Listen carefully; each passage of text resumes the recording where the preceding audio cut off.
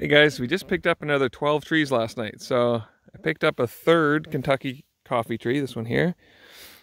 We've got two already, but you do need a male and female tree to do the cross-pollinating. So we figured we better up the odds and get three of them. And then I picked up four American chestnut trees.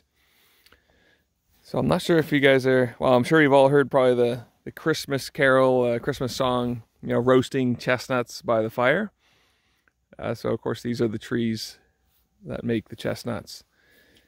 There's a bit of a history there. In the 1800s, there was some Chinese chestnut trees that were brought over, and they also brought with them a disease, some kind of fungal, they call it a blight, that pretty much wiped out all the native chestnut trees in the 1800s.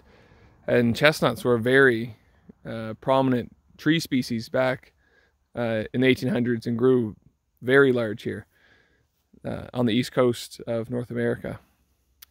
Anyways, they're virtually extinct now, so we've got four of them here, so it'll be fun to cook some chestnuts around Christmas time. And then we picked up four sugar maples. We're hoping to put in a bit of a maple syrup or maple grove or whatever you want to call it. So we're starting out anyway. We got four of them. Also picked up this thing. It's a Shagbark Hickory.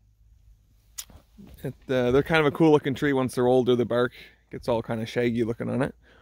And then we picked up these two little guys. They're called English yew trees. So these things are actually 3 years old already, and they're only about anywhere from 5 to 8 inches tall. Very slow growing tree, and I don't know if you know the history of them, but in England, where they're from, they grow to very old age, you know, like at least 1,500 years, maybe 2,000 years old. And if you go to old churches, a lot of times the churches were built around a yew tree. As far as the church is by the tree. And same thing with old castles. You know, a lot of times you'll find yew trees around the castles, and sometimes the yew tree is actually predating the castle. So that's pretty cool.